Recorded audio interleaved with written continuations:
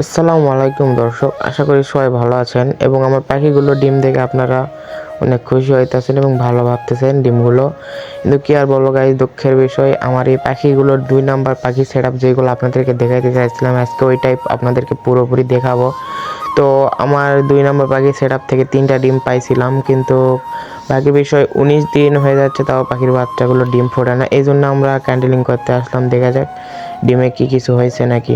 তো ফার্স্ট ডিম এখানে দেখতেছি, ফার্স্ট ডিমে একটা বাচ্চার একটু হয়েছিল, কিন্তু এই ডিমটা বাচ্চা ভিতরে মারা গেছে, হয় নাই। তো দ্বিতীয় ডিমটা দেখি এখানে। তো দ্বিতীয় ডিমটাও আপনাদের দেখা যাচ্ছে এটা পুরোপুরি ফাঁকা। 3য় নাম্বার ডিমটাও কিন্তু পুরোপুরি ফাঁকা। কি আর বড় গায়ে দুঃখের বিষয়, ডিমগুলো নষ্ট হয়ে গেছে।